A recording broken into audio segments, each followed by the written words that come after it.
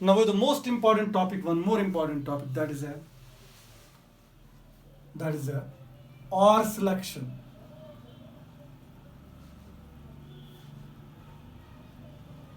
and K selection.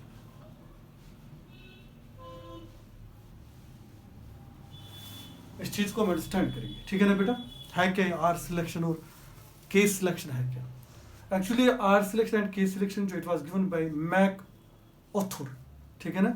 And this was also given by the Wilson 1975 में शायद उन्होंने दिया था इसको, ठीक है ना बेटा?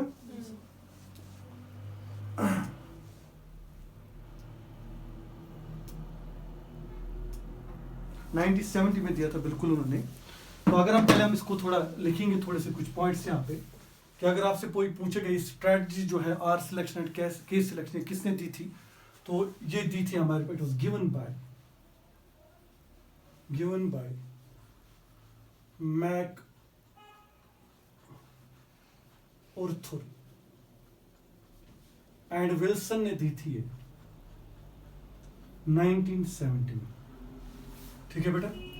ये आर सिलेक्शन और के selection, these are the strategies of the, these are the evolutionary strategies। अगर आपसे कोई पूछेगा है क्या ये, तो आप बोल भी सकते हो these are evolutionary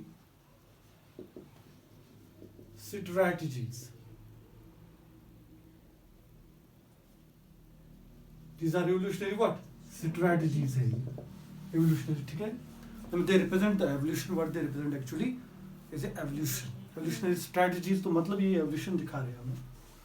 और एक चीज आप याद रखोगे जो इम्पोर्टेंट है इसके रिलेटेड, कि आर सिलेक्शन और के सिलेक्शन की अगर हम बात करेंगे तो हम ये बोलेंगे कि हमारे पास जो ऑर्गेनिजम्स हैं वो नेचर के अंदर नेचुरल सिलेक्शन दिखाते हैं, isn't it? And they are not conscious about that। ये कॉन्शियसली उनके साथ नहीं हो रहा है, ये नेचर उनके साथ कर रहा है, ठीक है ना? सो ऑर्गेनिजम्स के साथ जो नेचुरल सिलेक्शन होती है, it occurs in nature selection occurs due to nature। ये किसकी वजह से होती है? Due to nature, not due to conscious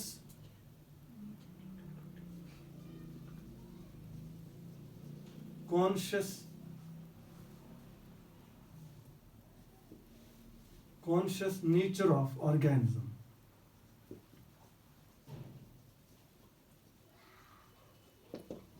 organism के साथ कॉन्शियसली नहीं होता है। नेचुरल सिलेक्शन नेचर की वजह से होती है, और ऑर्गेनिज्म इसके अबाउट कॉन्शियस नहीं है, मतलब कॉन्शियसली उसके साथ नहीं हो रहा है कि मुझे ये चीज होनी ही होनी है, उसको पता ही नहीं चलता मेरे साथ नेचुरल सिलेक्शन होगी और मुझे अडाप्टेशन दिखानी है, इसके बारे में कॉन्शियस नहीं होता है। इट ऑकर्स बाय नेचर, खुद ब खुद नेचर के अंदर हो जाता है ऑर्गेनिज्म के साथ, ठीक है ना बेटा? अब मेरा पॉइंट समझ लो, what is meant by r selection and what is the k selection. पहले हम इस चीज को अंडरस्टैंड करेंगे, बाद में मैं आपको डिफरेंस कराऊंगा इस चीज की। आर मीन्स, देखो बेटा, one of the extreme of species जो हमारे पास है वो आर सिलेक्टेड है। कुछ एक्सट्रीम जो स्पीशीज का हमारे पास है वो आर सिलेक्टेड है, कुछ एक्सट्रीम जो हमारे पास स्पीशीज का है वो क्या है? वो के सिलेक्टेड है। याद रखोगे, अगर हम आर सिलेक्टेड स्पीशीज की बात करेंगे, आर जो उनके अंदर है इट रिप्रेजेंट्स रिप्रोडक्शन। ये क्या रिप्रेजेंट करते हैं? ये रिप्रोडक्शन को रिप्रेजेंट करते हैं। वो क्या करते हैं? They invest small resource for their offsprings. वो स्मॉल रिसोर्स इन्वेस्ट करते हैं किन के लिए? ऑफस्प्रिंग्स के लिए। अगर स्मॉल रिसोर्स इन्वेस्ट करेगा ऑफस्प्रिंग्स के लिए parent, that means there is no parental care, इनमें कोई पेरेंटल केयर नहीं होता है। इसका मतलब less efforted babies are produced. What are they? Less efforted babies are produced. बात आई मेरी समझ में? इनको हम बोलते हैं दीज आर सिलेक्टेड। इनमें पेरेंटल केयर नहीं होता है, ठीक है ना? अगर इनमें पेरेंटल केयर है ही नहीं तो ये फास्ट रिप्रोड्यूसिंग होंगे। एक तो ये फास्ट रिप्रोड्यूसिंग होंगे क्योंकि कम बचेंगे उनमें स्पीशीज, उन मेंबर्स में कम बचेंगे, न्यू वन में कम बचेंगे, तो कॉमन सेंस है, क्योंकि उनमें तो पेरेंटल केयर है ही नहीं। तो ये फास्ट रिप्रोड्यूसिंग होंगे और फास्टली हम बोलेंगे रिसोर्स को कंजप्ट करते होंगे, isn't it? Fast reproducing, fastly consuming the what? Resource. और ये large number of what? Offsprings produce करेंगे, कम नहीं करेंगे, बहुत लार्ज। और इनके पास जो रिप्रोडक्शन होगी वो फास्ट रिप्रोडक्शन होगी, वो तेज रिप्रोडक्शन करते होंगे, और ये ज्यादा होंगे डिपेंडेंट ऑन न्यूट्रिशन। किस पे होंगे ज्यादा डिपेंड? न्यूट्रिशन। मैं एक बार फिर बता रहा हूँ, मैं आपको एक एग्जांपल दे दूँ। हमारे पास ऑयस्टर है, ऑयस्टर जो है वो एक साल में 500 फर्टिलाइज्ड एग्स प्रोड्यूस करता है, ले करता है। कितने? 500। एक साल में। What will be it? Will be are selected और के सिलेक्टेड? आर सिलेक्टेड, क्योंकि नंबर ऑफ ऑफस्प्रिंग बहुत ज्यादा है, और उनमें जो पेरेंटल केयर है वो जीरो है, कोई पेरेंटल केयर नहीं है, तो less efforted babies are produced, isn't it? और उनमें भी अगर आप देखोगे कम बचेंगे, सर्वाइव कम होगा, सर्वाइवल रेट जो होगा वो कम होगा। कॉमन सेंस है ना? इसलिए तो ज्यादा प्रोड्यूस करते हैं, क्योंकि पेरेंटल केयर है ही नहीं। पेरेंटल केयर नहीं है तो इसका मतलब उन मैक्सिमम में से मिनिमम बच जाएंगे। उसको हम बोलते हैं आर सिलेक्टेड स्पीशीज। दूसरे होते हैं के सिलेक्टेड स्पीशीज। देखो बेटा, के सिलेक्टेड स्पीशीज जो होते हैं उनके जो यंग वंस हैं वो जल्दी ही मैच्योर हो जाते हैं, और मैच्योर होने के बाद वो जो बेबीज होते हैं दे directly come into the competition, वो कंपटीशन में आ जाते हैं, और कंपटीशन में आने के बाद वो near to the or at to the carrying capacity में आ जाते हैं। मतलब मैं आपको एग्जांपल दे दूं, कैरिंग कैपेसिटी क्या होती है? समझ लो हमारे पास ये पीस ऑफ रीजन है, ठीक है ना, और इसकी कैरिंग कैपेसिटी जो है एनिमल्स की, पीपल की, या प्लांट्स की, ठीक है ना बेटा मेरी, या माइक्रो ऑर्गेनिजम्स की, से ये 1 लाख कैरी कर सकता है, बस 1 लाख से ऊपर नहीं। इसका मतलब अगर तुम्हें कोई स्पीशीज ऐसी है वो अपनी ऑफस्प्रिंग्स दे रहा है according to the carrying capacity of the region, बात आई मेरे, that they are the K selected. Like you to one example of the apes. Apes can reproduce 1 time in 5 to 6 years, 5 या 6 साल में वो एक बार रिप्रोड्यूस कर सकते हैं। इसका मतलब उसका जो न्यू बन आएगा वो अकॉर्डिंग टू कैरिंग कैपेसिटी आएगा ना, मैच्योर हो जाएगा, उसमें पेरेंटल केयर भी बहुत ज्यादा है। आप देखो के सिलेक्शन वाले में पेरेंटल केयर भी है, पेरेंटल केयर भी है, सर्वाइवल रेट भी ठीक है, और वो आप देखो कि वो इजीली अडॉप्ट करता है किसको? एनवायरनमेंट को, एज कम्पेयर टू व्हाट? और सिलेक्टेड वंस, क्योंकि उनमें पेरेंटल केयर है ही नहीं। पेरेंटल केयर जहाँ पे भी वहाँ पे सर्वाइवल रेट ज्यादा है, और वहाँ पे आप देखोगे वो क्या होता है, वो फॉर्म होता है, वो कंपटीशन में आ जाता है, लेकिन near to or at to the carrying capacity of the earth. Carrying capacity मतलब पता है आपको कि कितने पीपल जो है इस रीजन में रह सकते। जैसे आप बोलोगे घर है यहाँ पे 2 लोग रह सकते हैं, 10 लोग रह सकते हैं। अगर 10 से ज्यादा है तो इसकी कैरिंग कैपेसिटी नहीं है वैसे। अब बोलती हाल है इसके अंदर 20 लोग रह सकते हैं, 20 से ज्यादा नहीं रह सकते।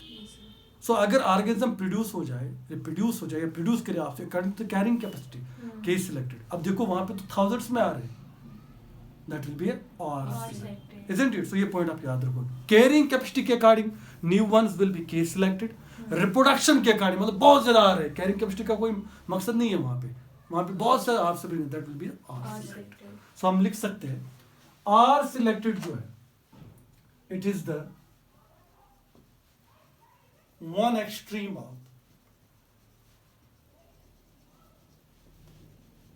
species which are selected,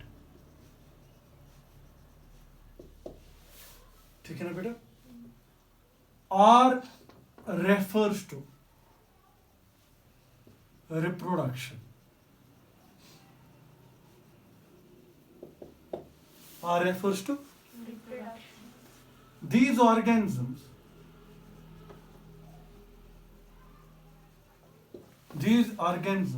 invest small resource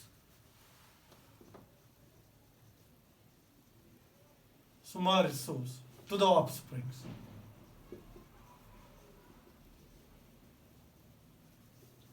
and there is no parental care, बस खाली reproduction, and there is no parental care. यहाँ पे कोई भी पेरेंटल केयर नहीं है। केस सिलेक्शन में क्या है? वन एक्सट्रीम, दूसरा भी है अनदर एक्सट्रीम जो हमारे पास, what are they? K selected. मगर याद रखोगे बेटा, the organism never reach to the k selected और सिलेक्टेड एक्सट्रीम्स, याद रखोगे, but there is a compromise, they reach between these two, मतलब इनके नजदीक पूछते हैं, एक्सट्रीम पे नहीं पहुंच जाते। They never reach to the extremes of R or K selection, they are mostly compromising in between them, इन दो के बीच में रहते हैं। तो केस सिलेक्शन क्या है मुझे बताओ। अनदर एक्सट्रीम जो है, another extreme of species is case selective. Another extreme of species और केस सिलेक्टेड। वो क्या होते हैं बेटा? केस सिलेक्टेड होते हैं। और केस सिलेक्शन में मैंने आपको बताया क्या होता है, आप लिख सकते हो there young ones mature in a less time. Okay? The babies enter into a competition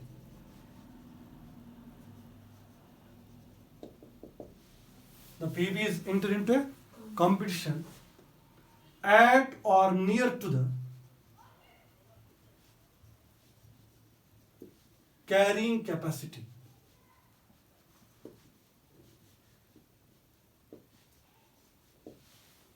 And also there is a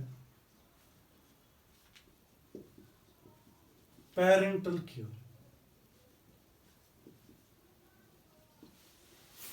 ठीक है ना बेटा? There is a parental care. And K represents here? K represents carrying capacity. Carrying capacity. K क्या represent करता है बेटा? Carrying capacity यहाँ पे। ठीक है? R क्या represent करता है वहाँ पे? Reproduction. यहाँ पे क्या है? Carrying capacity. वहाँ पे reproduction खाली क्या है? नजर में reproduction, बस प्रोड्यूस करना है ऑफस्प्रिंग्स को लार्ज इन नंबर, कोई पेरेंटल केयर नहीं है। ओके, और कोई पेरेंटल केयर के साथ हम बोलेंगे कोई कंपटीशन का लिहाज भी नहीं है, वो कुछ नहीं देखते। ठीक है ना बेटा? यहाँ पे क्या है? यहाँ पे हम देख रहे हैं कि एक तो ये है कि केस सिलेक्ट कैरिंग कैपेसिटी के अकॉर्डिंग ऑर्गेनिजम्स आ रहे हैं। ठीक है, इसलिए मैंने बोला एप जो है they reproduce 5 to 6 years in one time, वो रिप्रोडक्शन करते हैं। और कैरिंग कैपेसिटी के अकॉर्डिंग, मतलब जितनी कैरिंग कैपेसिटी है उस रीजन की उसी के अकॉर्डिंग। यहाँ पे नहीं, यहाँ पे तो थाउजेंड्स में चले आते हैं। ठीक है ना? और यहाँ पे पेरेंटल केयर है, क्योंकि जो आया उसका केयर भी हो, उसको न्यूट्रिशन भी मिल जाए और वो सर्वाइव भी कर सके, isn't it? और वो एनवायरनमेंट को क्या कर सके? अडॉप्ट भी कर सके। यहाँ पे पूरा न्यूट्रिशन पे डिपेंड है, जो आया उसको न्यूट्रिशन मिलनी चाहिए, isn't it? तो कंजप्शन ज्यादा है यहाँ पे क्योंकि इंडिविजुअल ज्यादा है, isn't it? पेरेंटल केयर है ही नहीं यहाँ पे। तो आप ये चीजें याद रखोगे। ठीक है ना? अब इनमें डिफरेंस क्या है, मैं इसको रब करूं तो डिफरेंस लिखो आप, क्या क्या है इनमें डिफरेंस। तो डिफरेंस होनी चाहिए पता है इंसान को। ठीक है ना? कभी कभी पूछा जाता है, ये तो समझ में आ गया आपको क्या क्या है इसमें। तो अगर आपको डिफरेंसेस पूछे जाएंगे इनकी,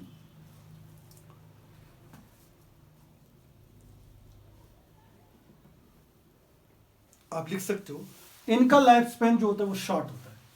पहला पॉइंट, इनका लाइफ स्पैन जो होता है, life span is short. Common sense होगा कि नहीं होगा? यस। इनका जो लाइफ स्पैन होता है वो लॉन्ग होता है, लाइफ स्पैन इज लॉन्ग। आप एग्जाम्पल ले लो यहाँ पे किसी इंसेक्ट की, यहाँ पे आप एलिफेंट की ले लो। ठीक है ना बेटा? सेकेंड वन, इनका साइज जो होता है वो स्मॉल होता है, साइज इज स्मॉल। ये जो एस आर सिलेक्ट होते हैं हमेशा स्मॉल साइज के ऑर्गेनिजम्स होते हैं। इनका क्या होता है? Size is large.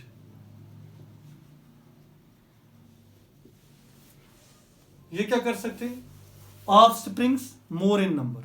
सो हम बोलेंगे produce more offsprings, produce more offsprings. इनका क्या होता है? Less number of offsprings.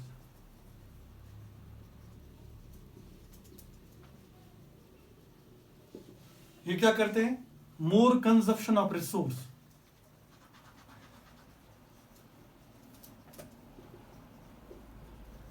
Resource बोल सकते हो।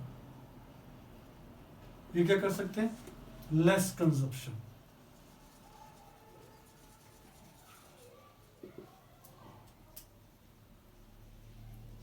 ठीक है ना बेटा?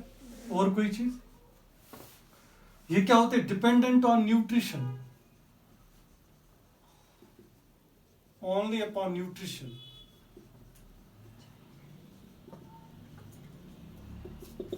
ये क्या करते हैं? Change according to environment, change according to environment. Environment के अकॉर्डिंग क्या करेंगे? अपने आप को चेंज करेंगे। ठीक है ना बेटा?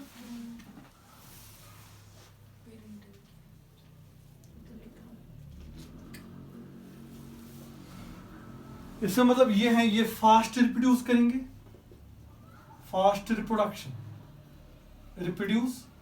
और ये क्या करेंगे? Slow reproduction, slow reproduce.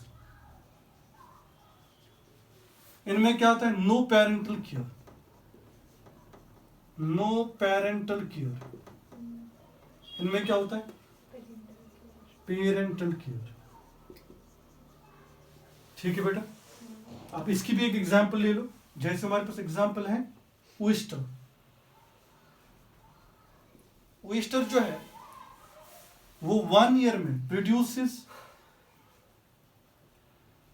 500 fertilized eggs in 1 year. तो किसकी एग्जांपल है? आर सिलेक्शन की। अब इसकी बात करो, एप्स reproduce only once